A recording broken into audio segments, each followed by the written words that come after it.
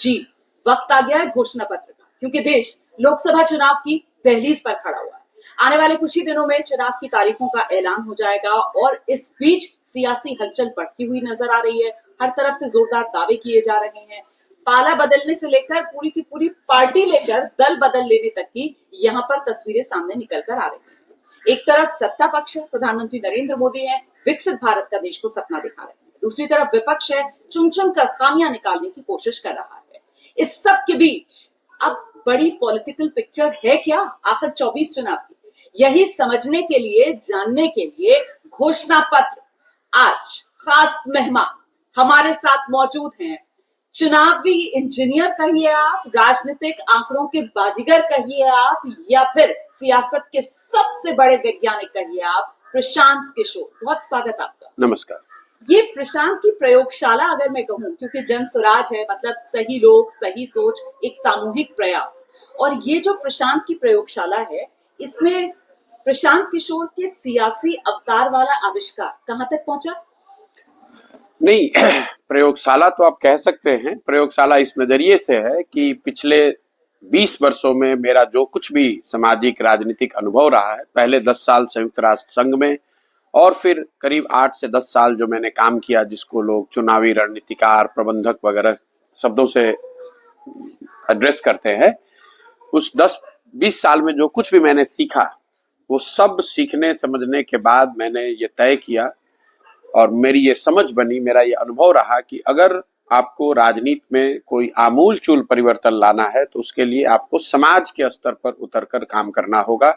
और कहीं ना कहीं जो रास्ते आज से सैकड़ों साल पहले, नॉट सैकड़ों साल मतलब 100 साल पहले महात्मा गांधी ने इस देश में करके दिखाया, उसका प्रयोग किया, उसको दिखाया, उससे सफलता पाई, उन्हीं रास्तों से आगे का रास्ता खुल सकता है। और जिस राज्य से मैं आता हूँ, मेरे मन में ये भी था कि जिस राज्य से, बिहार से मैं आता हूँ, मैंने अपनी जिंदगी बेहतर कर ली, लेकिन ये राज्य आज भी देश का सबसे गरीब और पिछड़ा राज्य है। तो इस मिट्टी के होने के नाते मुझे ऐसी जिम्मेवारी लगती है कि मैं आऊं और अपने राज्य के लोगों के बेहतरी के लिए, जिंदगी को सुधारने के लिए अगर कुछ कर सकता हूं तो वो करूं। इसीलिए मैंने वो जो काम मैं पहले करता था वो 2021 में मैंने काम छोड़ा। एक साल मई 2021 से मई 2022 तक मैंने इस परिकल्पना को बनाने समझने में लगाया और फिर मई 2022 से मैं यहाँ आया हूँ। 5 महीने मैंने ग्राउंड वर्क किया और 2 अक्टूबर 2022 से मैंने पैदल यात्रा शुरू की है। और 14 जिलों से अभी तक की यात्रा गुजर चुकी है। हाँ, जिला जो है वो थोड़ा सा आपको डिस्टॉर्टेड फीलिंग दे सकता है। अभी तक हम लोग आधा बिहार, क्योंकि जिले जो है कोई बड़े भी होते हैं, छोटे भी होते हैं, तो अभी तक हम लोग पिछले करीब 17-18 महीनों में आधा बिहार चल पाए हैं। लेकिन ये जो पदयात्रा है वो पदयात्रा ऐसी नहीं है जिसमें दिन और किलोमीटर निश्चित है। हमारा प्रयास है कि जो पदयात्रा के 3 उद्देश्य हैं उसको पूरा करने के लिए चाहे जितने गांव में जाना पड़े, जितने किलोमीटर चलना पड़े, जितने दिन रहना पड़े, उसका कोई लिमिट नहीं है। एकमात्र लक्ष्य है कि बिहार के गांव-गांव में पहुंचा जाए, वहां लोगों को बताया जाए कि क्या करने से उनकी जिंदगी बेहतर हो सकती है। दूसरा, लोगों को राजनीतिक बेहतर विकल्प के अभाव में मजबूरी में किसी को न वोट देना पड़े, भाजपा के डर से लालू के डर से भाजपा को वोट न देना पड़े। इसके लिए समाज की मदद से एक नया दल, नया विकल्प बनाया जाए।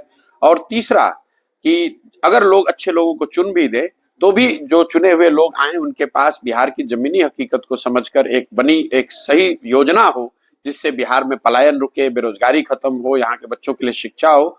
हम लोग भी अगले 10 वर्ष में देश के 10 अग्रणी राज्यों में शामिल हों। इस 3 उद्देश्य को लेकर इसको हमने शुरू किया है। अब अगर आप इसको तो 24 चुनाव है। नहीं, चुनाव नहीं, बिल्कुल नहीं। ये चुनाव से मैं प्रभावित नहीं हूँ। मैंने आपको कहा 10 साल मैंने रात दिन चुनाव कराए हैं, राज्यों के स्तर पे चुनाव कराए हैं, देश के स्तर के चुनाव से जुड़ा रहा हूँ। मैंने उस काम को, उस आपाधापी को 10 साल बहुत करीब से देखा है, उसमें भागीदार रहा हूँ। ज्यादातर जगह पे मुझे सफलता भी मिली, सरकारें भी मेरे हिसाब से बनी, लेकिन मैंने ये पाया कि सरकारों के बनने से, दलों के बदलने से जनता का जीवन बदल जाए ये जरूरी नहीं है। चेहरे बदल जाते हैं, घोषणा पत्र बदल जाता है, लेकिन कमोवेश स्थिति जमीन पर वही है जो पहले थी। आप बिहार के नजरिए से देखें, 10 वर्ष कांग्रेस की, यूपीए की सरकार थी, तब भी बिहार देश का सबसे गरीब और पिछड़ा राज्य था, तब भी यहाँ के बच्चे पलायन और मजदूरी के लिए मजबूर थे। और जब आज 10 वर्ष से नरेंद्र मोदी जी की सरकार है तो भी बिहार के लोगों की वही दशा है। आज भी हमारे बच्चों को, बिहार के बच्चों को पलायन ही करना है। आज भी यहाँ पर फैक्ट्री नहीं है, आज भी यहाँ पढ़ने की व्यवस्था नहीं है। तो जनता के नजरिए से, खासकर मैं बिहार के नजरिए से बोल रहा हूँ, उनके लोगों के जीवन में कोई फर्क नहीं आया। और इसमें मैं अपना प्रयास भी जोड़ता हूँ। मैंने 2015 में यहाँ महागठबंधन की मदद की, उनको जिताया, उसके बावजूद बिहार में सुधार नहीं हुआ। तो कहीं ना कहीं हम लोग को ये सीखने समझने की जरूरत है। मुझे ऐसा लगता है, ये मैंने समझा कि सिर्फ दलों के बनने से, जीतने से, हारने से ये परिस्थिति नहीं बदलेगी। उसको हम लोग को जड़ तक पहुंचना होगा, समाज में उतर के प्रयास करना होगा। और इसी नजरिए से मैं प्रयास कर रहा हूँ। अपने जीवन के 2 साल, 3 साल, 5 साल, जितना भी समय लगे, मैंने अपना घर, परिवार, काम धाम, दोस्त मित्र, जो भी मेरा था, सब कुछ छोड़कर पिछले 18 महीनों से, 2 साल से करीब करीब, 18 महीने से तो मैं पैदल ही चल रहा हूँ, बाकी 6 महीना पहले इसके प्रिपरेशन में, करीब करीब 2 साल से मैं यहाँ रह रहा हूँ। और मैं पूरी तरीके से संकल्पित हूँ। देश में, दुनिया में क्या हो रहा है उससे मेरा कोई लेना देना नहीं है। हम लोग उसको पढ़ते हैं, सुनते हैं, उस पर टिप्पणी कर सकते हैं, लेकिन मेरे जीवन की प्राथमिकता बिहार में एक बेहतर व्यवस्था बनाना है। और इसके लिए जो कुछ भी करना पड़ेगा वो सब करेंगे। ठीक है, तो आपने पूरी तरीके से खुद को समर्पित कर दिया है बिहार के लिए। अब मेरा सवाल देश को लेकर है। आपने खुद अभी कहा 10 साल मोदी सरकार। सवाल ये कि 10 साल मोदी सरकार के बावजूद एक वो जो एंटी इनकम्बेंसी वाला फैक्टर है, वो इस मोदी सरकार को लेकर क्यों नजर नहीं आता?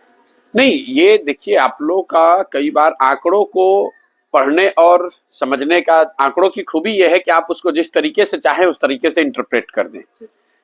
मेरा अपना मानना है कि देश में विपक्ष कमजोर कभी नहीं है।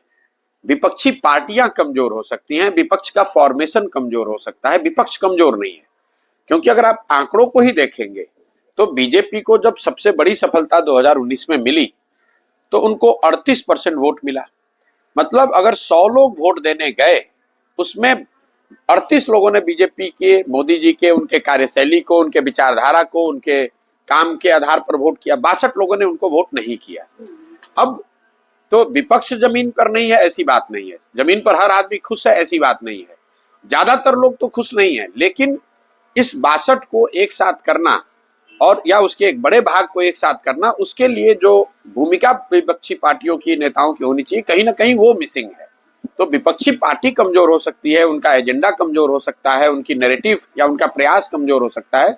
देश में विपक्ष नहीं है या देश में रहने वाला हर व्यक्ति इस सरकार से खुश है, ऐसा मानना बहुत बड़ी गलती होगी।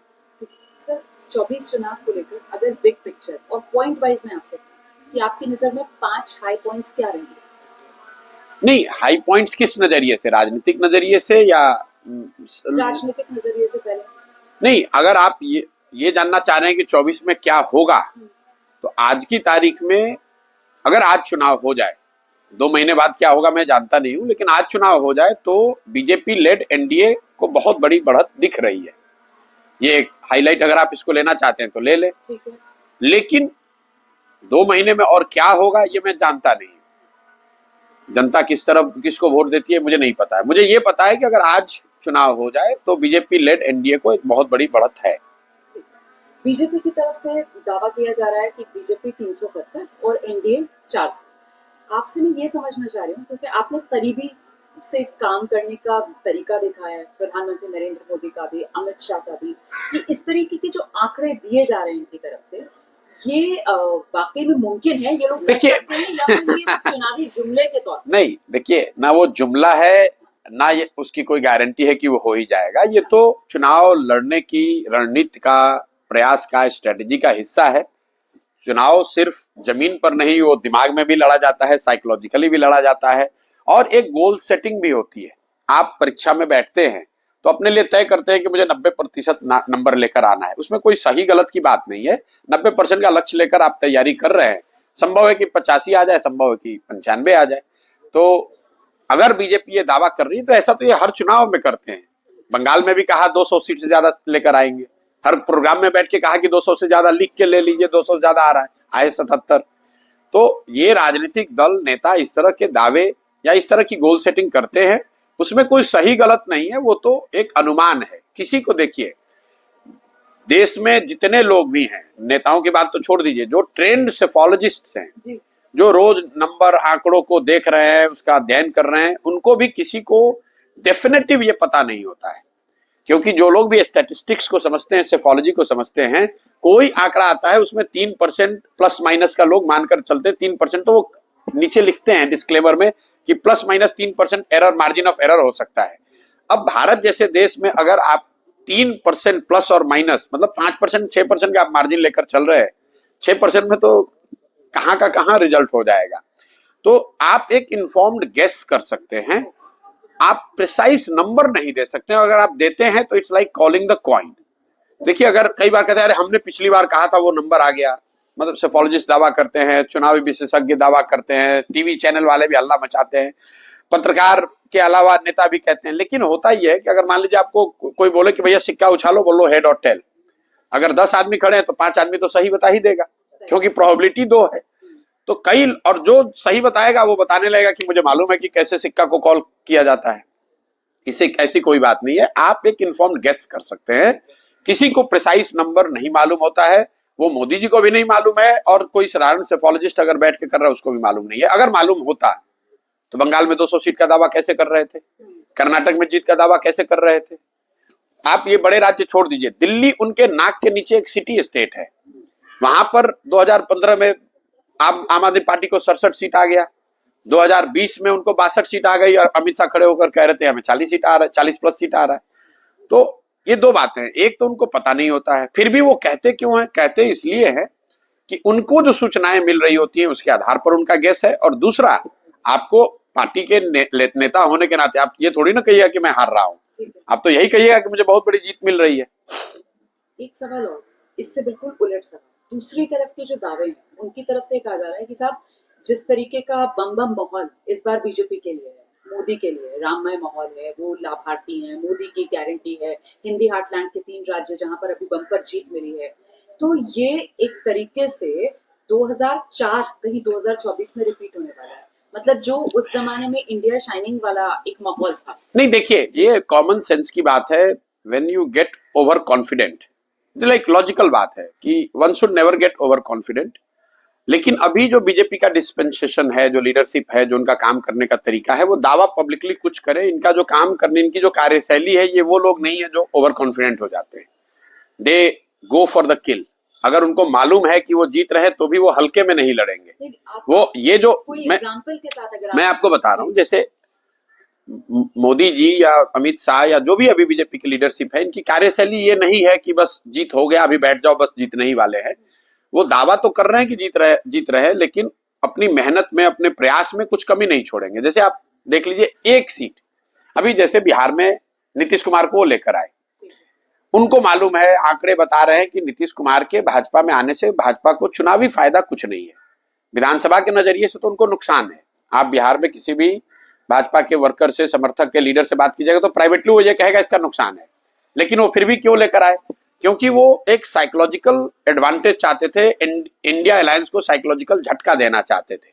आप जो देख रहे हैं अभी महाराष्ट्र में, वो अशोक चौहान को लेकर आए, ये सब क्यों कर रहे हैं? वो एक एक सीट भी जो है कि if we are on top we must finish the opposition, तो ये उनका स्वभाव है, उनका कार्यशैली का हिस्सा है। तो ये दिखा, अगर मैं उनके सामने हूं तो मैं ऐसा नहीं मानूंगा कि they have become complacent. They are not people who get complacent. अगर आपको उनसे लड़ना है तो आप ये मानकर चलिए कि वो लास्ट तक लड़ेंगे। अगर जीत रहे तो भी उस जीत को और बड़ी बनाने के लिए और ज्यादा प्रयास करेंगे, हार रहे तब तो प्रयास करेंगे ही करेंगे। तो मैं 2004 की सिनेरियो को नहीं देखता हूं, क्योंकि 4 में लीडरशिप अलग थी, आज लीडरशिप अलग है। दूसरा, जो विपक्ष ये मान के चल रहा है कि भाई हमारे लिए, they are largely basing their things on assumptions कि कुछ चीजें हो जाएंगी, डिसकंटेंट है, लोग नाराज हैं, ये बहुत सारी चीजें अनुमान पर आधारित है, ये आपके अपने प्रयास पर आधारित नहीं है। जो उन्होंने इंडिया अलायंस बनाया है, मतलब इंडिया अलायंस बने हुए सबसे पहले तो ये बहुत देरी से बनाया गया। आप मुझे बताइए, लोग कहते हैं सीटों पे समझौता नहीं हुआ, नैरेटिव नहीं बना, चेहरा कौन हुआ, इन सब बातों पर तो विवाद हो सकता है भी, कौन चेहरा होगा, क्या नैरेटिव होगा, कौन सीट लड़ेगा। इस बात पर तो कोई विवाद नहीं था कि 2024 अप्रैल मई में चुनाव होगा, सबको पता था। जिन लोगों ने भी इंडिया अलायंस बनाया है, ये काम वो 2 वर्ष 3 वर्ष पहले भी कर सकते थे। जब बंगाल का चुनाव आया, बीजेपी डाउन थी, बीजेपी बैकफुट पर थी, तब अगर आपने इंडिया अलायंस बना लिया होता तो आपके पास 2-2.5 साल का समय होता नैरेटिव बनाने का, उसको घर घर ले जाने का। जरा आप अनुमान कीजिए। लोग कहते हैं कि मोदी जी ने चुनाव के ठीक पहले राम मंदिर का ये पूरा जो अभियान अभी हुआ, जो समारोह हुआ, कभी तो मोदी जी या उनकी टीम ने बैठ के ये प्लान किया होगा कि मंदिर का निर्माण इस तरीके से कराओ, इस गति से कराओ कि ये जनवरी में पूरा हो। अब विपक्ष वाले बैठ के ये कह रहे हैं अरे भाई चुनाव के पहले करा के फायदा उठाना चाह रहे हैं। भाई कम से कम भाजपा वालों ने इतना तो सोचा 3 बरस पहले। तुम 3 बरस पहले क्या कर रहे थे? तुम्हें भी तो मालूम था कि 24 में चुनाव है, तो आपको भी तो सोचना चाहिए था कि मैं जनवरी 2024 में क्या करूंगा, अगर राम मंदिर होगा तो उसका हम काउंटर कैसे करेंगे। तो आपने तो वो किया नहीं। आप बैठे हुए हैं राम भरोसे, राम का नाम ले रहे हैं बीजेपी वाले, लेकिन राम भरोसे बैठे हुए हैं विपक्ष वाले। बीजेपी राम भरोसे नहीं बैठी हुई है। मैं आपको दावे से कह रहा हूं, प्रधानमंत्री के बयान आप आज से 3, 4, 5, 6 महीने जब वो पार्लियामेंटेरियन से मिल रहे थे, उसमें उन्होंने पब्लिकली कहा कि भाई सिर्फ मंदिर के भरोसे मत बैठिए। वो राम का नाम ले रहे हैं, राम भरोसे बैठे हुए हैं कांग्रेस वाले कि कुछ हो जाएगा। तो अगर आप राम भरोसे बैठोगे तो भैया राम जी अगर कृपा करेंगे तो जीतोगे, नहीं कृपा हुई तो आप हारोगे। एक बात मुझे बताइए, कर्नाटक चुनाव जब हुआ उसका नतीजा जब आया था तो ऐसा लग रहा था कि विपक्ष के लिए एक माहौल बनता हुआ नजर आया। उसी के बाद ये इंडिया गठबंधन भी बना। जून में फिर इन लोगों ने 15 मई को पहली बैठक की थी इंडिया गठबंधन की। तो ये चीजें जो एक वक्त में ऐसा लग रहा था कि शायद विपक्ष मजबूत होता हुआ नजर आ रहा है, ये डिरेल क्यों होने लगी? और खासतौर से नीतीश कुमार। नहीं देखिए, आपको मैं बताऊं, पहले तो राज्यों के चुनाव को सीधा एक्सट्रापोलेट लोकसभा से करना ये बहुत बड़ी भूल है। आपको याद दिलाना चाहता हूं आपके दर्शकों को, 2018 में बीजेपी कर्नाटक हारी, बड़ी मुश्किल से 2017 में गुजरात में अपनी सरकार बचाई बीजेपी ने, बड़ी मुश्किल से 15 सीट से सरकार बची। कर्नाटक में वो चुनाव हारे। उसके बाद छत्तीसगढ़, मध्य प्रदेश, राजस्थान तीनों जगह चुनाव हार गए। फिर भी जाके लोकसभा में इतनी बड़ी जीत मिल गई। राज्यों के चुनाव का माहौल पर असर हो सकता है, लेकिन उसका सीधा कोरिलेशन फाइनल आउटकम पर नहीं है। कर्नाटक के चुनाव के बाद, कांग्रेस की जीत के बाद जरूर एक माहौल, एक अपॉर्चुनिटी कांग्रेस के पास थी, लेकिन जब आपने वो प्रयास किया नहीं उसके बाद आप चुपचाप बैठ गए। इंडिया अलायंस जो बना जून जुलाई में, देखिए जून में इंडिया अलायंस बना है, जून से लेकर अभी हम लोग फरवरी में बैठे हुए हैं, करीब करीब 8 महीने हो गए।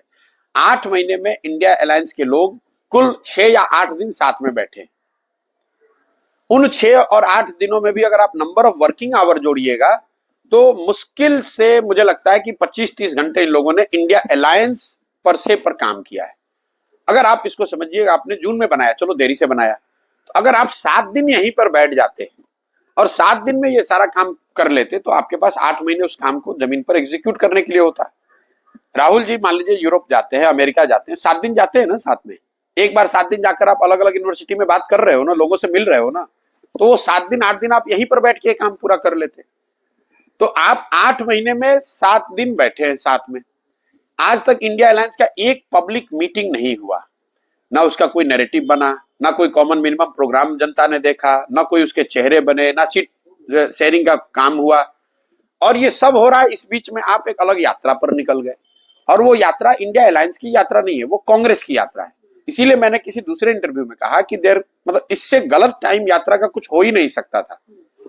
जब आप किसी आर्मी को लीड कर रहे हैं, और खासकर कई देशों के आर्मी का आप के ज्वाइंट कमांडर हैं, आप 1-2 दिन फ्रंट पर जा सकते हैं। आप हेडक्वार्टर को छोड़कर फ्रंट पर चले जाइए तो आपकी पूरी स्ट्रेटजी तो ऐसे ही हवा में चली जाएगी। तो जब राहुल जी को ग्राउंड पर होना चाहिए था तब वो दिल्ली में बैठे थे।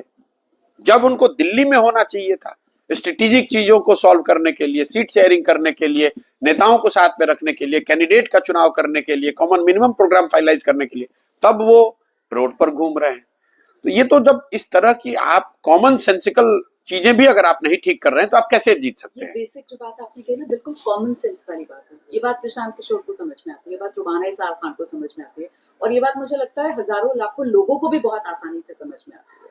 लेकिन ऐसा जो होता है, इसके पीछे की वजह क्या, इसको कांग्रेस का अपॉर्चुनिज्म के तौर पर देखा जाना चाहिए कि कांग्रेस शायद इस चक्कर में थी कि उन पार्टियों की जमीन पर वो खुद को खड़ा कर लेती? और नहीं, मुझे ऐसा नहीं लगता है।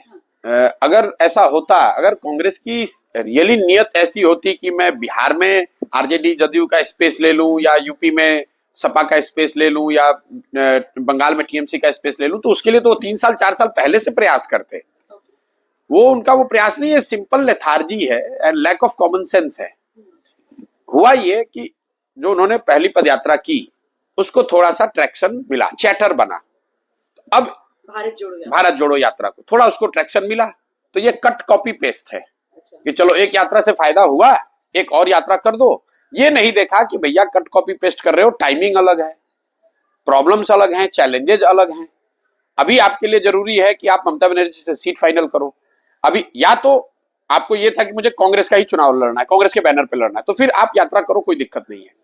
लेकिन अगर आपने 20 अलग अलग दलों का कुनबा बनाया है, तो उस कुनबे को एक साथ रखने और चलाने के लिए जो बैंडविड्थ चाहिए, जो समय चाहिए, उसके लिए आपको बहुत इन्वेस्ट करने की जरूरत है।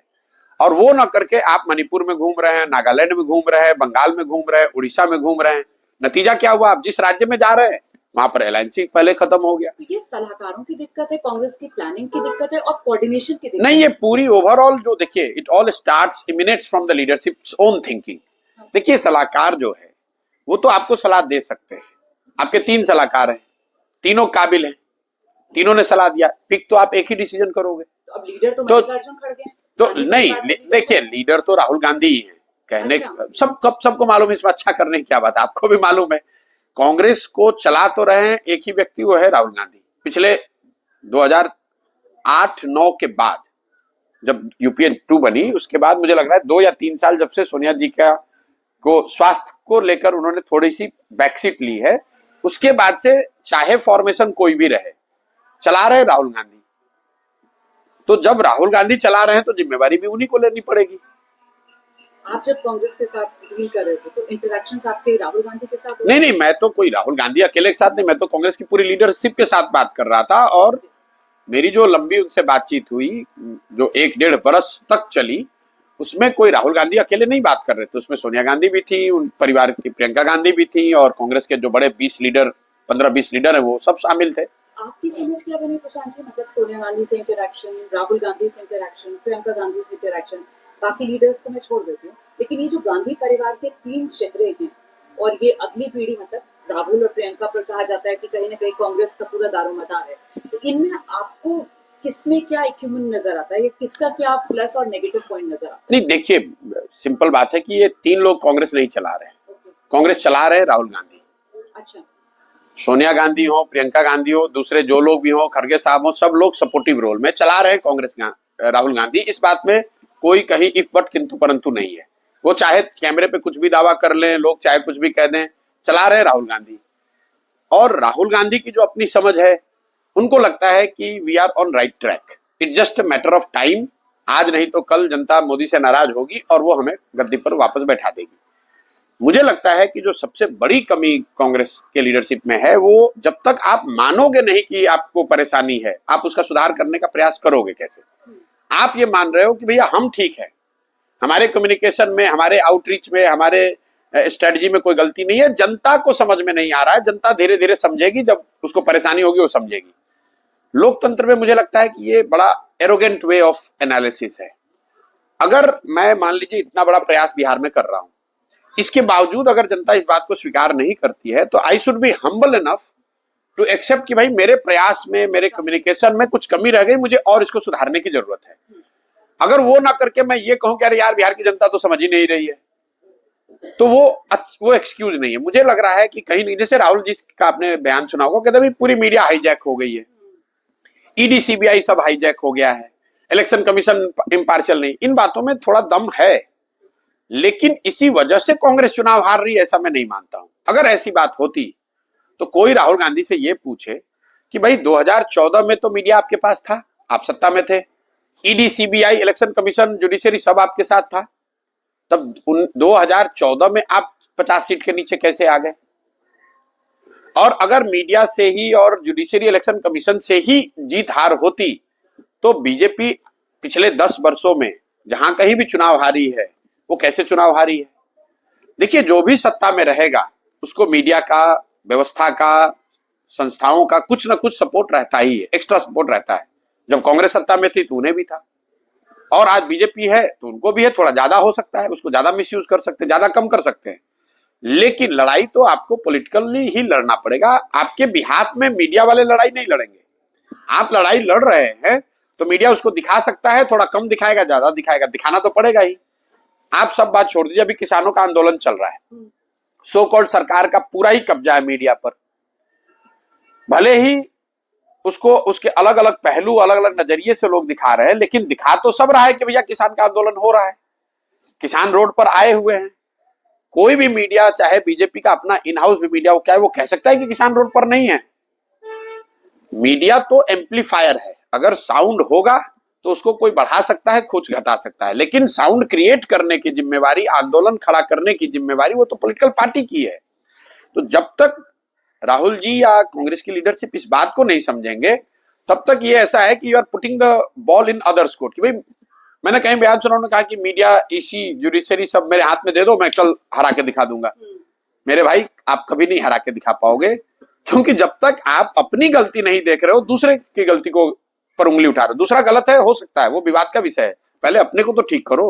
अच्छा, राजनीतिक समझ के तौर पर कहा जाता है कि दोनों भाई बहनों में प्रियंका गांधी की बेहतर सियासत को लेकर समझ है, क्या वो भी रियलिटी चेक भाई को नहीं बता पाती? देखिए, मैं ये नहीं कह सकता हूं, मेरे पास कोई ऐसा थर्मामीटर नहीं है कि मैं ये बता दूं कि किसकी समझ कम है, ज्यादा है। मेरे से ये सवाल पूछा गया कि भाई तीनों में सबसे ज्यादा समझ किसकी है, बेहतर समझ किसकी है, वहां पे मैं ये कह सकता हूं कि सोनिया जी की समझ, उनका अनुभव, उनका काम करने का तरीका इन दोनों से ज्यादा बेहतर है, उसमें कहने में कोई दिक्कत नहीं है। प्रियंका जी और राहुल जी की तुलना इसलिए नहीं होनी चाहिए क्योंकि प्रियंका गांधी को अभी वो भूमिका मिली नहीं है। तो आप कैसे जज कर सकते हैं कि अगर वो कांग्रेस प्रेसिडेंट होते, वो कांग्रेस चलाते, तो कैसे चलाते? मान लीजिए कि मैं आपको बता रहा हूं, जैसे जिम्मेवारी की बात नहीं है, जैसे मान लीजिए कि आपने कहा कि यूपी में उनको जिम्मेवारी दी गई, तो उसके आधार पर जज कीजिए। नरेंद्र मोदी जी को 2009-10 में वेस्टर्न इंडिया के 3 बड़े राज्यों की जिम्मेवारी भाजपा ने दी थी, महाराष्ट्र, गुजरात, राजस्थान। 100 से ज्यादा सीटों पर, वेस्टर्न पश्चिम भारत की सीटों पर मोदी जी इंचार्ज थे। उसमें भाजपा का प्रदर्शन अच्छा नहीं रहा, 9 में सब वहां पे कांग्रेस और यूपीए के लोग जीत कर आए। उस प्रदर्शन के आधार पर अगर आपने नरेंद्र मोदी का as a organiser, as a speaker, as a political acumen को अगर आपने जज कर लिया होता और कोई कमेंट पास किया होता, तो आज आपके मुंह पर अंडे पड़े होते। तो जब आप किसी की क्षमता तब जांच सकते हैं जब उसको वो जिम्मेवारी दी गई है। ये जिम्मेवारी अभी राहुल गांधी के पास रही है, इससे पहले सोनिया जी के हाथ में रही है। उसके आधार पर मैं कह सकता हूं कि सोनिया गांधी की समझ, उनका अनुभव, उनका काम करने का तरीका शायद इन लोगों से बहुत बेहतर है, तभी उनको सफलता मिली। राहुल गांधी वैसे यात्राएं इतनी कर रहे हैं, आप कह रहे हैं कि ये वाली जो यात्रा है इसका टाइमिंग उन्होंने सही नहीं चुना, लेकिन जो सियासी तपस्या वो कर रहे हैं उसका फल उन्हें मिले, उसके लिए एक आप उनको क्या गुरु मंत्र देना चाहते हैं? देखिए, मैं कौन हूं उनको गुरु मंत्र देने वाला? वो बहुत बड़े आदमी हैं और ये लोग ऐसे नहीं है जो कि आप सलाह दीजिए और वो आप मान लें। नहीं मानना, अगर बुलाएंगे तब तो मानना ही पड़ेगा, लेकिन मतलब बिन मांगी सलाह किसी को देनी नहीं चाहिए। ठीक है। मुझे लगता है कि कहीं ना कहीं what he lacks is the persistence, perseverance that is needed to close things. I have observed over last 15 years of his political journey as a student. Hindi में जी। हाँ, मैंने उनके 10-15 साल की राजनीतिक यात्रा को जो मैंने बाहर से थोड़ा करीब से भी देखा, जानना समझने का कोशिश करा, जो एक कमी मैं पाता हूं कि वो चीजों को क्लोज नहीं करते हैं। जैसे मैं आपको एग्जांपल दूं, आज की यात्रा वगैरह छोड़ दीजिए, जब कांग्रेस की सरकार थी, उनकी तूती बोलती थी, वही देश के बड़े भविष्य बताए जाते थे, तब उन्होंने एनएससीवाई आईवाईसी में एक प्रयोग शुरू किया as a general secretary NSCY IYC, कि हमारे ये आईवाईसी और एनएससीवाई में इलेक्शन से चुनाव होगा, इलेक्शन से नए लीडरशिप पैदा की जाएगी। उसका शुरुआती विरोध हुआ, लेकिन राहुल जी ने बड़े उत्साह से पूरा उसमें समय लगाकर उसको शुरू किया। शुरुआती सफलता पंजाब और उत्तराखंड में उसको मिली, लेकिन जब लोगों ने उसको देख लिया कि किस तरीके से इलेक्शन हो रहा है, तो जो सीनियर लीडरशिप थी या जो चीज जो उससे पहले से बेनिफिट पा रहे थे, उन्होंने उस सिस्टम को गेम कर दिया। तो राहुल गांधी जी के पास 2 ऑप्शन थे, या तो वो उस रेजिस्टेंस को या जो उसमें डिस्टॉर्शन आया था उसको और करेक्ट करने के लिए और उस पर लगे रहते, या अगर मान लीजिए कि नए सिस्टम से उनका विश्वास उठ रहा था तो पुराने सिस्टम में जाते, जिसमें नॉमिनेशन वाली बात थी। हुआ क्या, ना वो नए सिस्टम को उन्होंने आगे बढ़ाया, ना पुराने पर वापस गए। नतीजा क्या हुआ, एनएससीवाई आईवाईसी कंप्लीटली बर्बाद हो गई 10 साल में। आपके पास जो पुराना सिस्टम था उसको आपने छोड़ दिया, नया एक्सपेरिमेंट किया, आधा एक्सपेरिमेंट करके छोड़ दिया। और इस तरह मैं आपको 20 ऐसी घटना बता सकता हूं जहां पर राहुल गांधी ने बड़े उत्साह से कोई काम शुरू किया, शुरुआती दिनों में उसको बैक किया, कम व्हाट में वी विल डू दिस, और फिर जैसे ही रेजिस्टेंस आया, जैसे ही सेटबैक लगा, जैसे ही परेशानी आई, तो या तो फिर मुश्किल का सामना नहीं कर पाते। नहीं, मुश्किल का सामना करने की बात नहीं, सामना तो कर रहे हैं। हाँ। लेकिन जब परिस्थिति विपरीत होती है तो मैदान छोड़ के भाग जाते हैं। मतलब उस पर अनिर्णय की स्थिति हो जाना। मैदान छोड़कर भागे नहीं है, अनिर्णय की स्थिति कि भाई मुझे इलेक्शन वाले फॉर्म में जाना है या पुराने फॉर्म में जाना है, ये निर्णय ले लो। अगर ये निर्णय ले लोगे तो सही या गलत कुछ फायदा होगा, अगर आप अनिर्णय में रहेंगे तो दोनों का ही नुकसान, दोनों साइड से नुकसान हो रहा है। और ये उनके पूरी राजनीतिक यात्रा का मैंने पैटर्न देखा है। भाई प्रशांत किशोर को ले आओ, अब प्रशांत किशोर की जो पूरी योजना है उसको आपने समझ लिया, और समझने के बाद आपने यूपी में शुरुआत की। जैसे ही थोड़ी सफलता मिली, जो समाजवादी पार्टी आपको 10-20 सीट नहीं दे रही थी उसने 110 दिया, अब तुरंत प्रशांत किशोर के प्लान को छोड़ के वो अलायंस वाला प्लान अपना लिया। नतीजा क्या हुआ कि जो आपने शुरुआत की थी 27 साल यूपी बेहाल, उसी सपा से जाके आपने अलायंस कर लिया, तो ना माया मिली ना राम, दोनों ओर से मारे गए। तो वो जो डिसाइसिवनेस है, एक डिसीजन लेना और डिसीजन पर टिके रहना, वो मुझे लगता है कि उनकी सबसे बड़ी कमजोरी है। जब तक उस चीज को वो नहीं एड्रेस करेंगे तब तक कोई भी सफलता बहुत बड़ी मिलने वाली नहीं है। तो फैसला ना लेने की क्षमता राहुल गांधी की आप कह रहे हैं सबसे बड़ी कमजोरी? नहीं, फैसला न लेना मैं नहीं कर, फैसला लेना और फिर उस पर टिके ना रहना, फैसले पर टिके रहना और do whatever it takes to execute it. आपने निर्णय लिया, निर्णय लेने में तो तुरंत निर्णय ले लेते हैं, ये तो दिक्कत है, तुरंत निर्णय ले लिया, यात्रा करनी है। अच्छा, लेकिन नहीं लगाते हैं फैसला लेने में। फैसला लेने में ये तो यही तो दिक्कत है। अगर आप समय लगाकर निर्णय नहीं लोगे तो आपने निर्णय ले लिया तुरंत, हाँ भाई प्रशांत किशोर ये बता रहे हैं बिल्कुल ठीक है, तुरंत करते हैं।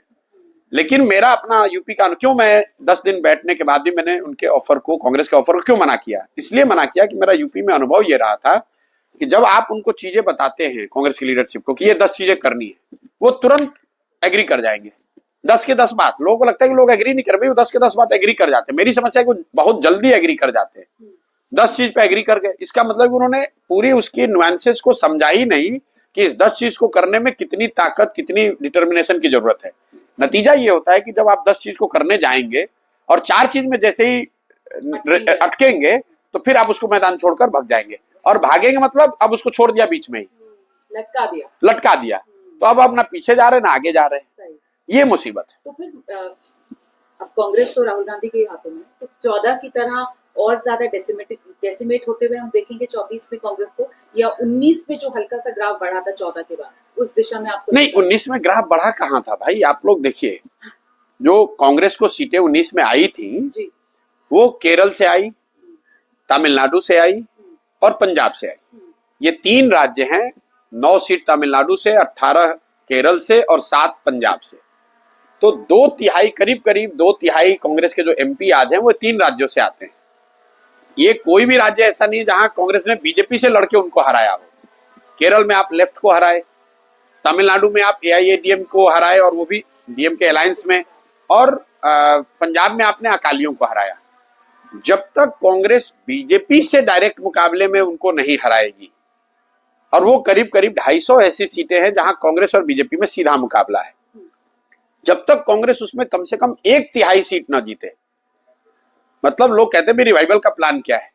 रिवाइवल का ये प्लान है कि आप विपक्ष को मजबूत बनना है, जीतना हारना छोड़ो, कम से कम ये कोशिश करो कि 30% का स्ट्राइक रेट आपका बीजेपी के अगेंस्ट हो, 25% का स्ट्राइक रेट हो। अभी कांग्रेस का स्ट्राइक रेट बीजेपी के अगेंस्ट 14 और 19 दोनों में सिंगल डिजिट में है। अगर वो 10 सीट लड़ते हैं तो उसमें 1 या 2 जीतते हैं। जिस दिन वो 10 में 3 या 4 जीतने लगेंगे, अपने आप आपको रिवाइवल दिखेगा। और वो बीजेपी के अगेंस्ट की बात है। आप तेलंगाना में जीत जाइएगा, उससे कोई फायदा नहीं है, उसकी सीटों की संख्या बढ़ जाएगी, लेकिन जो परसेप्शन है, जो राजनीतिक डिस्कोर्स है, वो नहीं बदलेगा जब तक कि आप बीजेपी को गुजरात में, महाराष्ट्र में, छत्तीसगढ़ में, बिहार में, यूपी में, इन राज्यों, वेस्टर्न और नॉर्दर्न इंडिया में जो करीब 300 सीटें हैं, इन 300 सीटों में जब तक कांग्रेस, एसपी, आरजेडी, एनसीपी, ये जो 4 दल हैं, ये मेन लोग हैं, 2014 के बाद इन सभी दलों की, सिर्फ कांग्रेस की नहीं, आरजेडी के पिछली बार 0 सांसद आए, सपा के 14 में 5 थे, 19 में भी 5 हैं। यही हाल कमोबेश एनसीपी का है। तो जब तक कांग्रेस प्लस ये 3 पार्टियों का स्ट्राइक रेट एटलीस्ट 20-25% नहीं होगा, तब तक आपको ऑपोजिशन का रिवाइवल नहीं दिखेगा। ठीक है सर, बिहार से शुरू कर लेते हैं, इन्हीं चारों राज्यों पर जरा बात कर लेंगे। बिहार के अंदर जब तक नीतीश कुमार आरजेडी महागठबंधन इंडिया गठबंधन में थे, तब तक ये माना जा रहा था कि बीजेपी को 24 में नुकसान होगा 2019 के मुकाबले।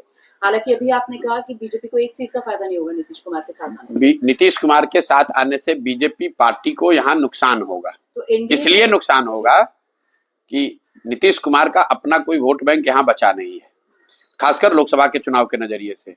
नीतीश कुमार के साथ आने से नुकसान बीजेपी को यह है कि अब वो ज्यादा सीट लड़ नहीं सकते हैं। पिछली बार 2019 में बीजेपी एनडीए अलायंस यहाँ 39 सीट जीती 40 में जी।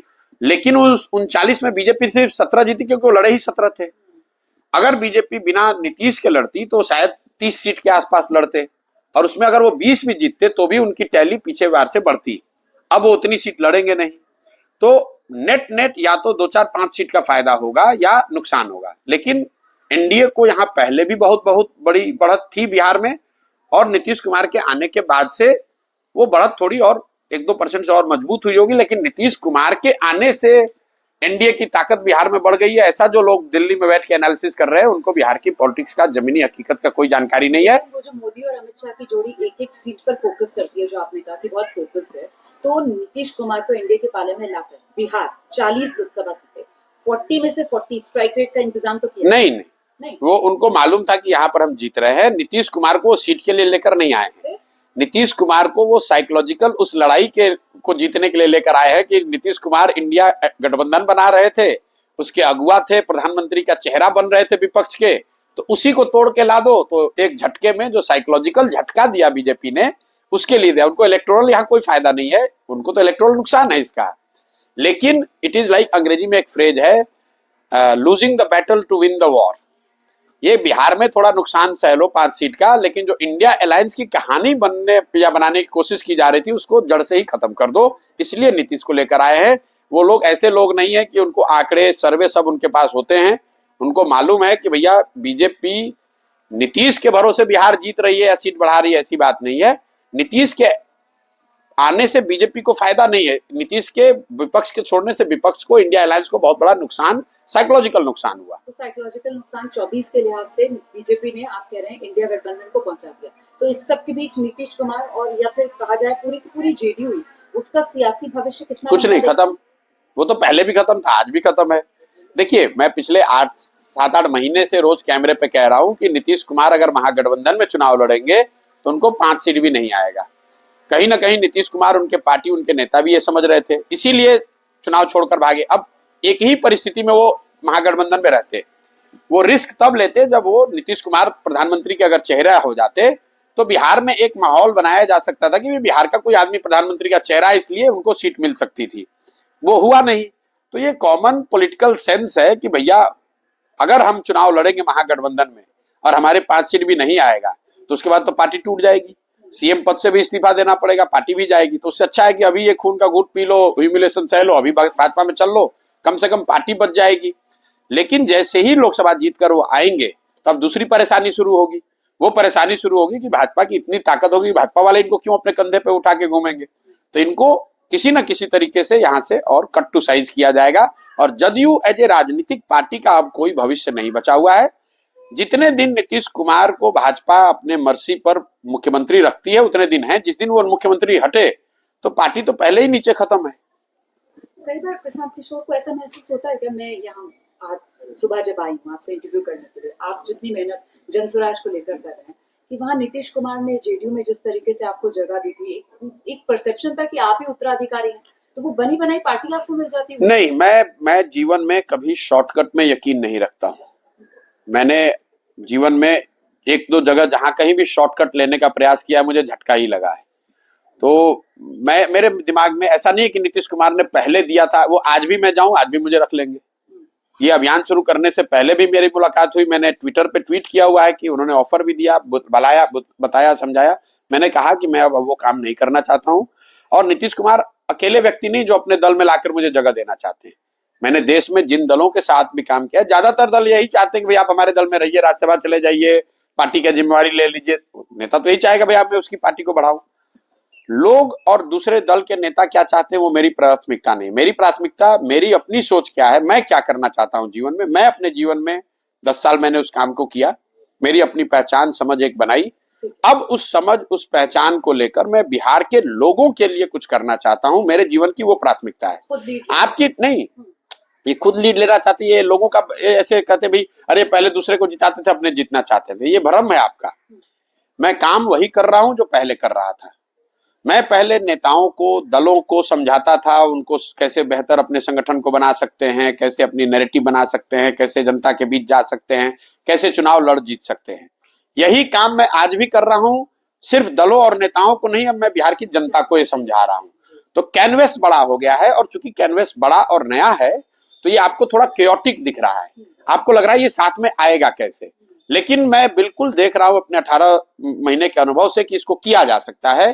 गांव गांव में जो सलाह मैं नीतीश कुमार को दूं, ममता बनर्जी को दूं, जगनमोहन रेड्डी को दूं, वो सलाह मैं गांव में जब लोगों को दे रहा हूं तो उसमें वो लोग हैं जिनको कि ये सलाह के जरिए एक साथ लाया जा सकता है, एक नया विकल्प, नई व्यवस्था बनाई जा सकती है। पैसे को लेकर पूछा जा रहा है कि इतना पैसा प्रशांत किशोर के पास कहां से आता है? मतलब इसमें तो बहुत पैसा, बहुत इसमें पैसा तो लगता ही है, और मैं हर दिन उसका जवाब भी देता हूं कि इस पूरे अभियान को फिनेंशियली वो लोग मदद कर रहे हैं जिन लोगों को हमने पिछले 10 वर्ष में चुनाव जीतने में, सरकार बनाने में मदद करी है। इसका मतलब ये नहीं कि कोई नेता पैसा दे रहा है या कोई पार्टी पैसा दे रही है। देश में 5-6 राज्य ऐसे हैं आज भी जहां उन लोगों की सरकार है जिनके सरकार बनाने में हमने कंधा लगाया है। उनसे राज्यसभा नहीं मांगा, उनसे मिनिस्ट्री नहीं मांगी, उनसे पैसे फीस नहीं लिए। इसीलिए नहीं लिया कि कभी जीवन में जब जरूरत पड़ेगी तो आपसे मदद मांगेंगे। आज उनसे मदद मांग रहे हैं कि बिहार में जो देश का सबसे गरीब और पिछड़ा राज्य है, मैं एक ईमानदार प्रयास करना चाहता हूं, मेरी मदद कीजिए। 5-6 राज्यों में जो लोग सरकार में हैं या उनके जो समर्थक हैं वो थोड़ी थोड़ी भी मदद करेंगे तो ये अभियान चल नहीं। मैं सारे लोग मदद कर रहे हैं, जिनकी भी मैंने मदद की है पिछले, सारे लोग मैं कह रहा हूं, जिनकी भी मैंने मदद की है पिछले 8-10 सालों में, सबको पता है किनकी सरकार बनाने में हमने मदद की है। तो यहाँ नीतीश और लालू की भी बन रही थी, बिल्कुल करी थी। तो नीतीश और लालू के भी उस समय जो मददगार रहे होंगे वो लोग हमको मदद कर रहे हैं कि उनको मालूम है कि अगर मैं नीतीश लालू का महागठबंधन बनाकर यहाँ जितवा सकता हूँ तो ये जो प्रयास कर रहा हूँ इसमें भी सफलता मिल सकती है। अच्छा, आप इतनी कोशिश कर रहे हैं। मैं आपको ये बता, फिर मैं, आपने ठीक सवाल पूछा है। कोई ये भी कहता भाई बीजेपी का भी आप मदद किए तो वो लोग भी पैसा दे रहे। पार्टी टीएमसी और बीजेपी पैसा नहीं दे रहा है, लेकिन बीजेपी को जो लोग मदद करते हैं उन्होंने मेरी कार्यशैली को देखा है, मेरी क्षमता को जानते हैं थोड़ा या कम। मतलब वो लोग है आपका, उसमें इन्वेस्टर्स आ रहे हैं, आपका पोटेंशियल देखकर इन्वेस्टर्स आ रहे हैं। इन्वेस्टर तो नहीं कहूंगा, ये वो लोग हैं जिन्होंने मुझे काम करते हुए इन दलों के साथ, नेताओं के साथ देखा है, और इनको ऐसा लगता है जब मैं उनको रीच आउट करता हूं कि ये बिहार में एक प्रयास कर रहे हैं, ये प्लान है, ये खर्च है, आप हमारी मदद कीजिए, तो वो लोग मदद कर रहे हैं। बिहार में हम बैठे हुए हैं, 25 में आप भी चुनावी एंट्री करने वाले हैं। ऐसे में तेजस्वी यादव को लेकर एक सवाल आता है मन में, तेजस्वी का टाइम आपको लगता है बिहार में आएगा? देखिए, व्यक्ति की तो मैं कोई बात नहीं करता हूं, लेकिन ये जो राजनीति में काठ की हांडी बार बार नहीं चढ़ती है। ये लोगों का भ्रम है कि आरजेडी कोई बहुत बड़ा दल है बिहार में और लालू जी का करिश्मा यहाँ कायम है। आप आंकड़ों को देखते नहीं। एक जमाना था जब लालू जी की यहाँ तूती बोलती थी, तब लालू जी बिहार झारखंड एक होता था। 54 में 51 सांसद उनके जीत कर आए थे। आपके दर्शकों के लिए और आपके लिए बता दूं कि आज बिहार झारखंड मिलाकर आरजेडी के 0 सांसद हैं, 0, 0। एक जमाना था जब वो पूरा बिहार उनके नाम पर वोट करता था। आज लालू जी के नाम पर वोट नहीं पड़ता है, लालू जी के डर से वोट पड़ता है, या लालू जी के जो लोग भाजपा से डरते हैं वो लालू जी को वोट करते हैं। लालू जी के पक्ष में वोट देने वालों की संख्या बहुत कम रह गई है। मुझे किसी ने बताया भाई लालू जी बिहार के इतने बड़े नेता थे, वो प्रधानमंत्री क्यों नहीं बने? तो मेरा अपना जो आकलन है लालू जी के अपने राजनीतिक जीवन का, लालू जी किसी जमाने में जब उन्होंने शुरुआत की, जब बहुत बड़े नेता थे, तो वो गरीबों के नेता थे, फिर वो पिछड़ों के नेता बने, फिर वो यादवों के नेता बने। आज के तारीख में लालू जी या उनके सुपुत्र तेजस्वी जी राजद के यादवों के नेता हैं। वो बिहार के यादवों के भी नेता नहीं है। बिहार में सीएसडीएस का सर्वे, बड़ी सीट पार्टी है। सुन तो लीजिए आप, जी। बिहार का सीएसडीएस का सर्वे उठाकर देख लीजिए। हाँ जी। 30% से ज्यादा यादव समुदाय के लोगों ने भाजपा को पिछले लोकसभा में वोट किया है। तो मैंने आपको जो कहा कि वो किसी जमाने में, अब आज देखिए आप कह रहे हैं कांग्रेस की हालत बहुत खराब है, लेकिन कांग्रेस को तो आज 50 से ज्यादा एमपी हैं। अगर आप या मैं पार्टी बना लूं और हमारे 55 सांसद आ जाएं तो लोग कहेंगे कि Prashant Kishor is the new rising star of India. लेकिन कांग्रेस की अगर 50 सीट आए हैं तो आप हम क्या कह रहे हैं कि कांग्रेस खत्म हो रही है, बिल्कुल बर्बाद हो गई, क्योंकि वो किसी जमाने में उनके 400 सीट होते थे। तो आपने जो आपका जो सवाल पे आ रहा हूं कि आज उनके 75 या 77 एमएलए हैं, तो ये वो पार्टी है जो कभी 51 सांसद होते थे जिसके, उसके अगर आज 75 विधायक हैं तो वो पार्टी बढ़ रही है या घट रही है? तो भविष्य इसी से आप देख लीजिए। आप चढ़ान पर नहीं है, आप ढलान पर हैं। और राजनीति में मोमेंटम का बहुत बड़ा, डायरेक्शन का बहुत बड़ा असर होता है। एब्सोल्यूट एक किसी गिवन पॉइंट पर आपको क्या हुआ उससे ज्यादा जरूरी है कि आप डायरेक्शनल कॉल देखिए। तेजस्वी यादव, एक मिनट देखिए, एक मिनट आप बीजेपी को देखिए। बीजेपी 1984 में 2 सीट पर आई। उसके बाद अगर आप बीजेपी का ग्राफ 2019 तक प्लॉट करेंगे तो 2009 में एक छोटा डिप आया, एक, लेकिन ग्राफ एक तरफा ऊपर बढ़ता जा रहा है। कांग्रेस का ये रिवर्स प्लान कीजिए 1984 से। कई बार लोगों को लगता है कांग्रेस कल हार गई, परसों हार गई। 1984 के बाद से कांग्रेस आज तक देश में चुनाव जीती ही नहीं है, पूरा देश नहीं जीती है। वो 15 साल सत्ता में रहे लेकिन वो चुनाव देश में नहीं जीते। मैं आपको एक उदाहरण देकर आपके दर्शकों को बताना चाहता हूं। 1989 में कांग्रेस के 198 सांसद जीते राजीव गांधी के नेतृत्व में। पूरे देश ने कहा कांग्रेस हार गई, बीपी सिंह प्रधानमंत्री बने। 2004 में जिस इंडिया सैनिक की आप बात कर रहे थे, कांग्रेस के 142 सांसद आए। पूरा देश कह रहा है भाई सोनिया गांधी के नेतृत्व में कांग्रेस जीत गई। मेरे भाई, कांग्रेस पार्टी के तौर पे तो आप 198 से घट के 142 हो गए। तो किसी चीज को देखने का जो नजरिया है हर आदमी का अलग अलग है। आप कह रहे हैं कि आरजेडी बहुत, यहाँ पे 75 उनके विधायक हैं। मैं ये देख रहा हूं कि भाई इनके 51 सांसद होते थे, आज 0 सांसद हैं। किसी जमाने में इनके 250 विधायक होते थे, आज 70 बचे रह गए। राजनीति का ग्राफ ढलान पर बता रहे हैं। बिल्कुल उनका ढलान पर है। उत्तर प्रदेश पर आ जाते हैं। उत्तर प्रदेश में एक जो गठबंधन की कोशिश की गई, अब आरएलडी उसमें से पहले ही निकल गई, समाजवादी पार्टी और कांग्रेस में बात नहीं बनी। क्या गठबंधन अगर सही से बन पाता इंडिया, तो उत्तर प्रदेश देश का सबसे बड़ा सियासी सूबा, वहां बीजेपी को कंटेन किया जा सकता था? गुंजाइश नहीं, बहुत मुश्किल है, बहुत मुश्किल है। जैसा मैंने पहले आपको कहा, जो यूपी का गठबंधन है उसकी कोर जो ताकत है वो सपा है। और जब तक सपा मजबूत नहीं होगी तब तक उस अलायंस की बहुत बड़ी संभावना बनती नहीं। जब सपा बसपा अलायंस हुआ पिछली बार, that was the best opportunity. अब बीएसपी डेसिमेट हो गई है और बीएसपी का जो वोट शेयर कुछ उन्होंने रिटेन किया, कुछ भाजपा में चला गया, कुछ शायद सपा को भी आया होगा। तो वो ताकत कम हुई है। सपा को भी क्लोजली फॉलो करने वालों को देखना चाहिए। कई बार लोगों को लगता है भाई मुलायम सिंह जी, जो सब नेताजी जो बड़े नेता थे, मुलायम सिंह जी के सक्रिय राजनीति से हटने के बाद से अखिलेश यादव के नेतृत्व में सपा आज तक चुनाव नहीं जीत पाई है। 2012 में जीते, 2000 पहली जब पिछली बार चुनाव लड़े जीते ये यूपी में, जब सरकार बनी 2009-10 में, उस समय मुलायम सिंह यादव चेहरा थे, शिवपाल जी थे, अखिलेश जी, उसमें एक उनकी प्रोमिनेंट भूमिका थी। लेकिन चुनाव मुलायम सिंह यादव जी के चेहरे पर, उनके नेतृत्व में लड़ा गया। जीतने के बाद अखिलेश जी को बनाया गया सीएम। लेकिन उसके बाद जब से मुलायम सिंह यादव जी हटकर अखिलेश जी का चेहरा बन गया, उसके बाद से 4 बड़े चुनाव हुए, 2 लोकसभा 2 विधानसभा। चारों चुनाव में सपा बुरी तरह हारी है।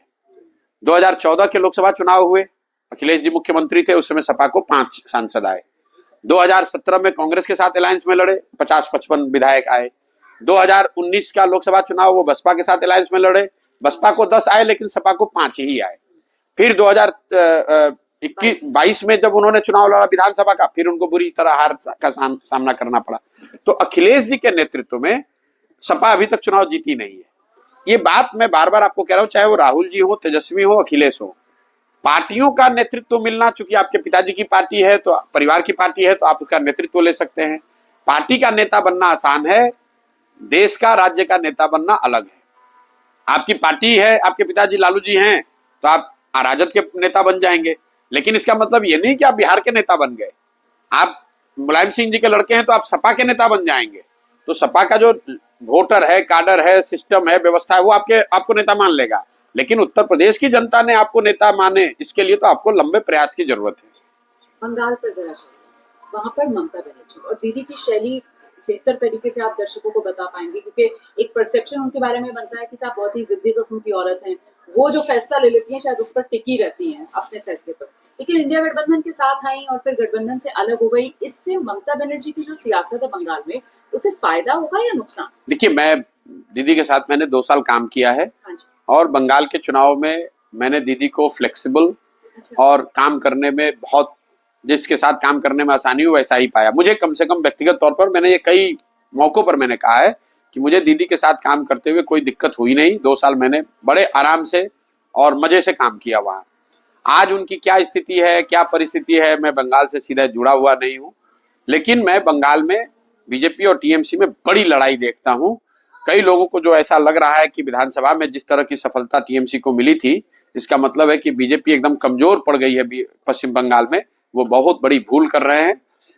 बंगाल में BJP is a rising force. अच्छा। और टीएमसी को बहुत बड़ी चुनौती है, और टीएमसी ने अगर ठीक से चुनाव नहीं लड़ा तो उनको 2019 की तरह झटका भी लग सकता है।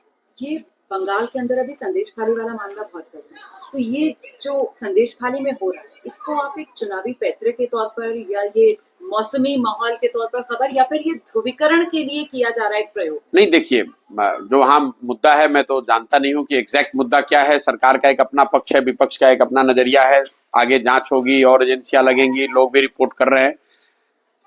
जब आप सत्ता में हैं और इस तरह की घटना सही या इन टर्म्स ऑफ परसेप्शन अगर आ जाए, तो सत्ता में बैठे हुए दल और नेता को उसका नुकसान होना ही होना है। ये बात आप मानकर चलिए। वो सही हो ना हो वो अलग बात है, वो तो जांच का विषय है, लेकिन in purely in terms of perception मैं इसको टीएमसी के लिए नेगेटिव मानूंगा, इसको पॉजिटिव नहीं मानूंगा।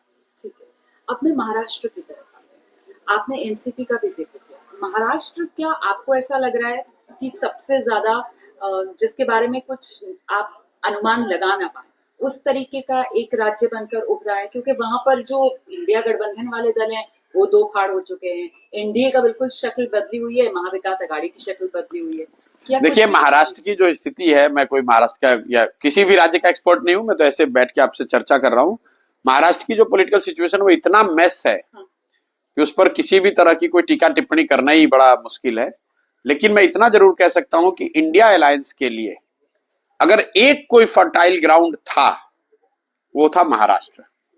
और कहीं ना कहीं बीजेपी भी इस बात को समझती है, बिहार के मुकाबले भी महाराष्ट्र बिल्कुल सबसे फर्टाइल ग्राउंड महाराष्ट्र था, और बीजेपी को इसकी भनक, इसकी खबर, इसकी जानकारी है। इसीलिए आप अगर पिछले 1 साल में प्रधानमंत्री के दौरे अगर देखें, नॉन पॉलिटिकल दौरे, तो सबसे ज्यादा दौरे उन्होंने महाराष्ट्र और तमिलनाडु में किए।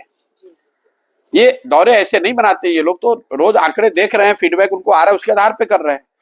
कहीं ना कहीं भाजपा को भी इस बात का एहसास रहा है कि महाराष्ट्र में स्थिति गड़बड़ हो सकती है। लेकिन विपक्ष जिस तरीके से महाराष्ट्र को एक्सप्लॉइट कर सकता था पॉलिटिकली अपने फेवर में, मुझे नहीं लगता है कि वो आज इस स्थिति में है कि वो उसको एक्सप्लॉइट कर पाए। और इसका मतलब ये नहीं है कि ये तोड़ फोड़ की मैं बात कर रहा हूं। ओवरऑल जो पब्लिक सेंटिमेंट है, जो एक सिंपैथी थी, जो एक ग्रास रूट पर आयुड से उथल पुथल थी, उसका फायदा विपक्ष उठा सकता था। आज वो कितना उठा पाएगा, मुझे उसको लेकर डाउट है। लेकिन अगर मैं इंडिया अलायंस को एडवाइस कर रहा होता, हाइपोथेटिकली, जो थैंकफुली मैं नहीं कर रहा हूं, तो मैं उनको कहता Maharashtra is the low hanging fruit, जहां पर बड़ी सफलता मिल सकती है। अगर वो प्रयास आज से 6 महीना साल भर पहले किया गया होता, तो महाराष्ट्र वो स्टेट है जहां बीजेपी को बैकफुट पर डाला जा सकता था।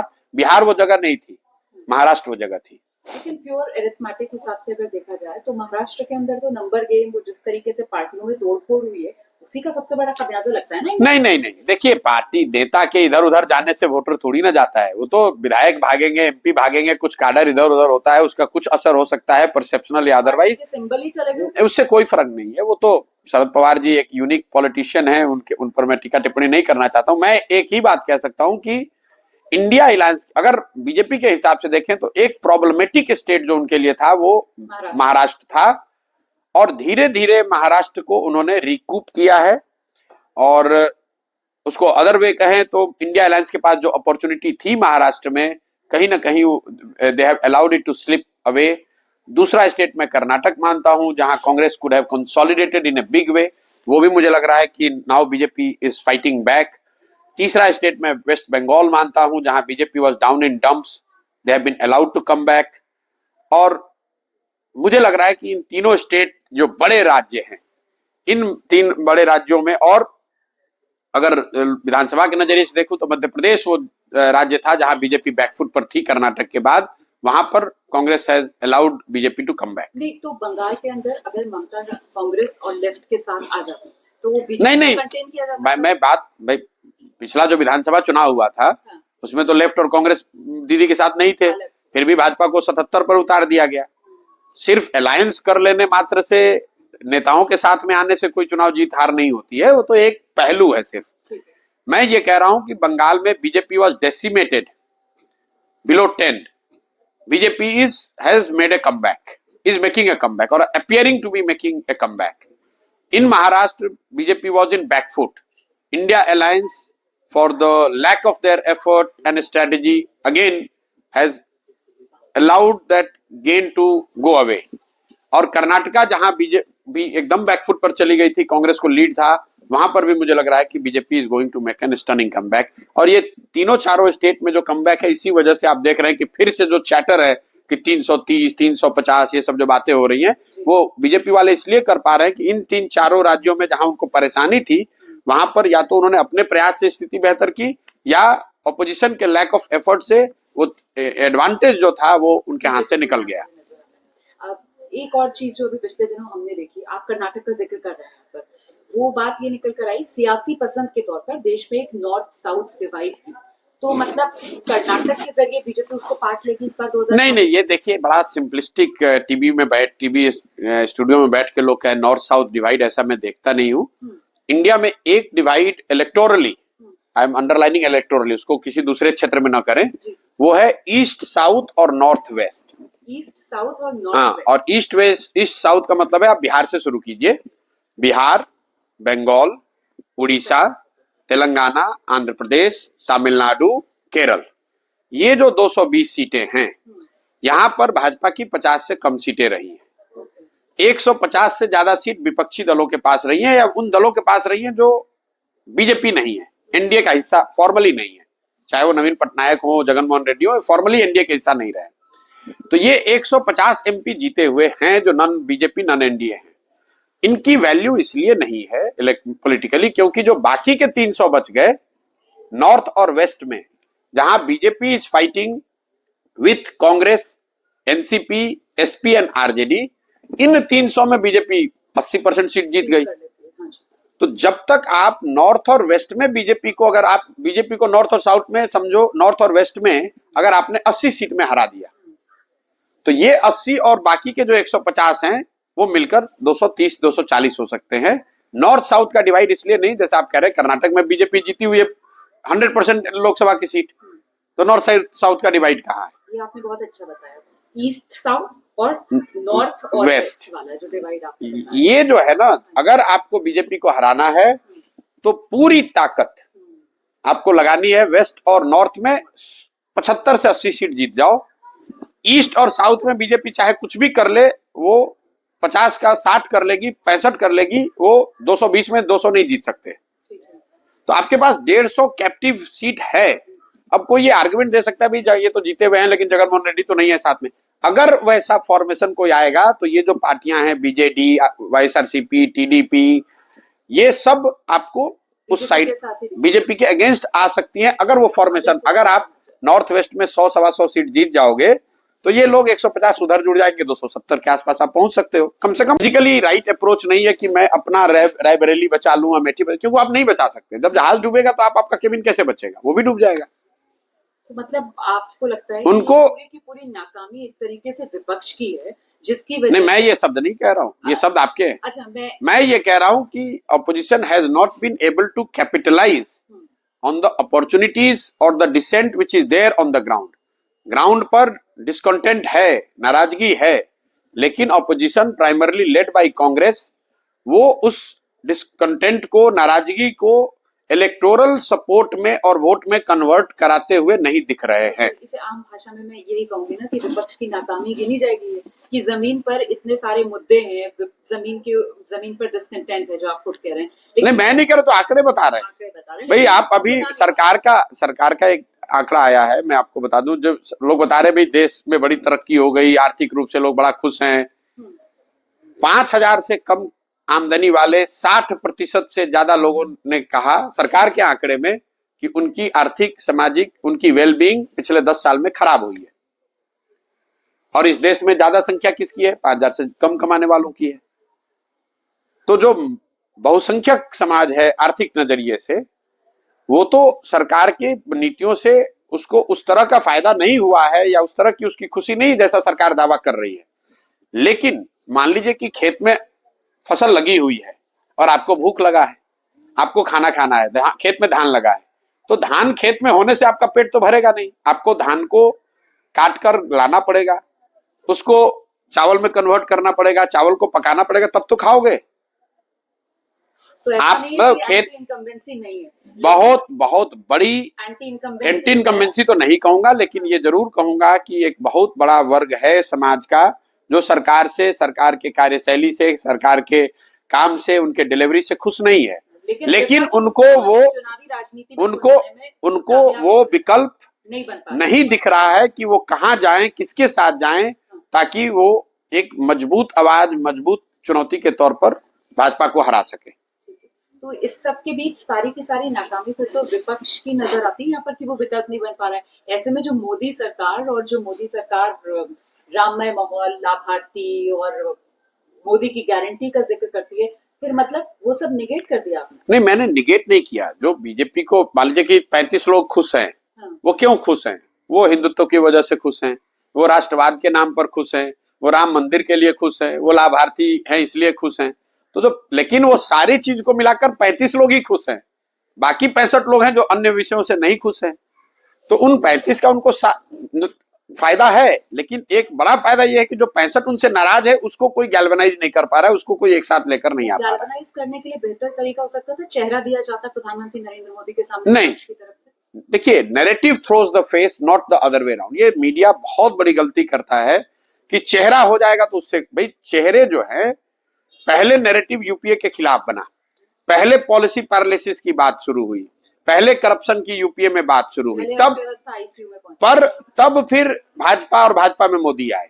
मैं आपको दूसरा एग्जांपल दे, कई बार लोग कहते हैं भाई सारे दल साथ में आए 77 में और इंदिरा जी को हरा दिया। ये बिल्कुल आधा सच है। सारे दल साथ आए उससे पहले इंदिरा जी का इमरजेंसी है, जयप्रकाश नारायण का आंदोलन है, पूरे देश में वो माहौल बना वंशवाद के खिलाफ, करप्शन के खिलाफ। उस मुद्दे, उस नैरेटिव पर सारे दल जब साथ में आए तब उनको सफलता मिली। अगर हमको कोई 1975 में हम लोग ये बात कर रहे होते और कोई कहता भाई मोदी के इंदिरा जी के सामने कौन चेहरा होगा, तो आपको लगता है कि दुनिया में कोई बता सकता था कि जेपी वो चेहरा हो सकते हैं? कोई नहीं बता सकता। वो जब आंदोलन हुआ, नैरेटिव हुआ, तो उससे चेहरा जेपी का निकल कर आया, जिसने इंदिरा जी जैसी बड़ी लीडर के खिलाफ देश में माहौल बनाया, उनको हरा दिया। आप अगला एग्जाम्पल 85-86 का देख लो। राजीव जी की 400 से ज्यादा एमपी की सरकार, सांसदों की सरकार। कोई ये कह सकता था कि बीपी सिंह कोई उनका मंत्री है जो चेहरा बन जाएगा? पहले बीपी सिंह आए, बोफोर्स भ्रष्टाचार मुद्दा बना, उस मुद्दे ने बीपी सिंह और पूरे जन मोर्चा और जनता दल सारे लोगों को इकट्ठा किया, तब उसको सफलता मिली। जब नैरेटिव बनेगा, जमीन पर आंदोलन होगा, तो आंदोलनों में, नैरेटिव में वो ताकत है, वो चेहरा अपने आप बाहर निकल जाए। अन्ना का आंदोलन हुआ तो उससे अरविंद केजरीवाल दिख गए। ऐसा नहीं हुआ कि अरविंद केजरीवाल पहले चेहरा बने तब अन्ना का आंदोलन हुआ।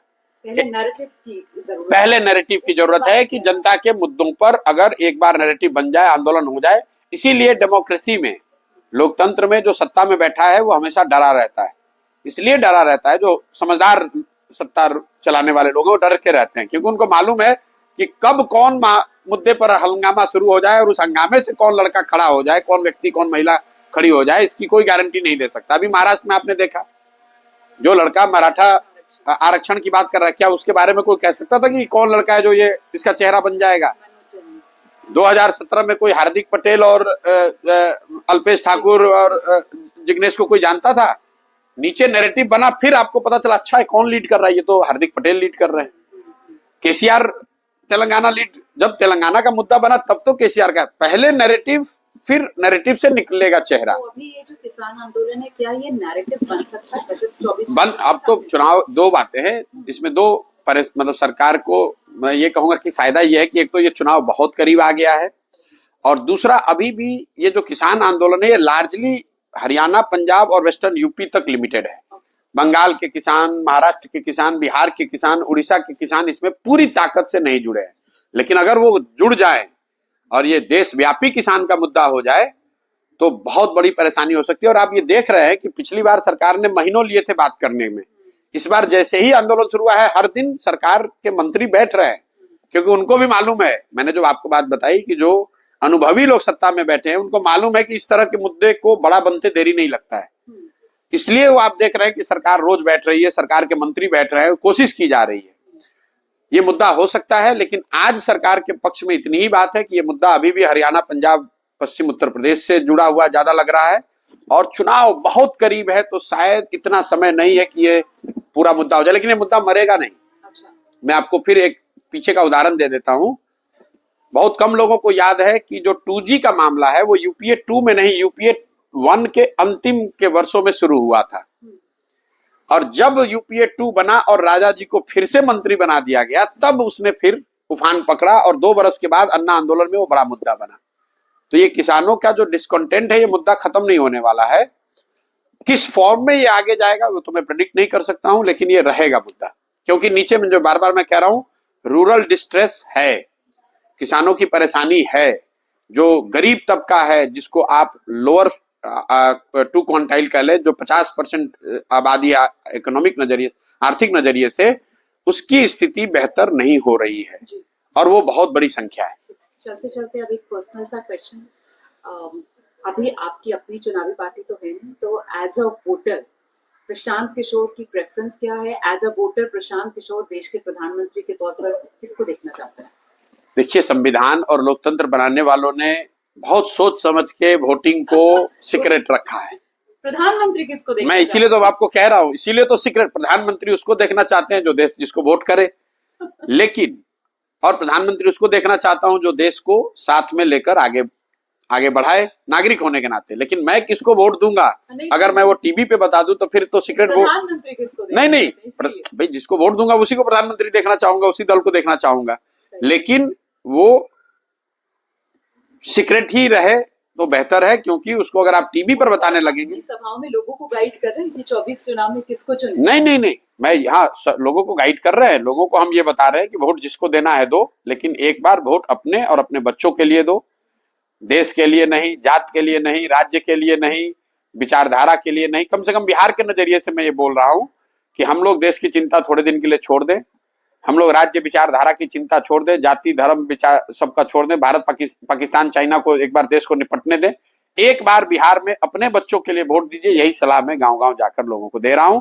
और आप मेरा कहीं भी भाषण उठाकर देख लीजिए, मैं लोगों को ये कह रहा हूं वोट जिसको भी देना है दो बात का ध्यान रखो कि वोट अपने और अपने बच्चों के लिए दो, और मुफ्त में वोट किसी को मत दो। अपने जात वाले को भी देना चाहते हो दो, लेकिन मुफ्त में वोट मत दो। मुफ्त में वोट मत दो मतलब आपके जात वाला है, उसने कुछ नहीं किया फिर भी आप उसको वोट दे रहे हैं। आपके धर्म वाला है, आपके बच्चे के लिए कुछ नहीं किया फिर भी वोट दे रहा है। मैं लोगों को ये बताता हूं कि आप अनाज उपजाते हैं, धान गेहूं बेचते हैं, अपने जात वाले को बेचते हैं, अपने धर्म वाले को बेचते हैं, उससे भी पैसा लेते हैं। आप दूध दही बेचते हो, कपड़ा बेचते हो, उसका पैसा अपने जात वाले से लेते हो, 1-2% डिस्काउंट दे दोगे, यही तो करोगे, फ्री में तो नहीं दोगे। तो अगर आप 50 रुपए का दूध अपने जात वाले को 50 रुपए में बेचते हो, तो लाखों रुपए का अपना वोट अपने जात वाले को मुफ्त में क्यों दे रहे हो? अपने जात वाले को देना है दो, जिसने मंदिर बनाया उसको दो, लेकिन अपने बच्चों के लिए उससे रोजगार तो मांगो, पढ़ाई तो मांगो। यही बात सिखा रहे हैं। बहुत शुक्रिया प्रशांत किशोर, बहुत धन्यवाद के लिए। घोषणा पत्र आप देख रहे थे जहां राजनीतिक दलों से जुड़े बड़े मेहमान आते हैं, और आज प्रशांत किशोर से ये मुलाकात अभी चुनावी राजनीति में नहीं है, इसी वजह से अपनी पार्टी को क्यों वोट दें ये नहीं बता रहे वो, लेकिन आप किस आधार पर वोट दें ये मंत्र वो जरूर देकर जा रहे हैं। और मुझे लगता है देश के हर नागरिक को इस सच्चाई को समझना चाहिए कि वोट मुफ्त में मत दीजिए, अपने और अपने बच्चों के भविष्य को बनाने के लिए वोट दीजिए, सोच समझ कर फैसला लीजिए। छोटा सा ब्रेक, एबीपी न्यूज पर फौरन लौट रहे हैं कुछ और खबरों के साथ, रहिए हमारे साथ।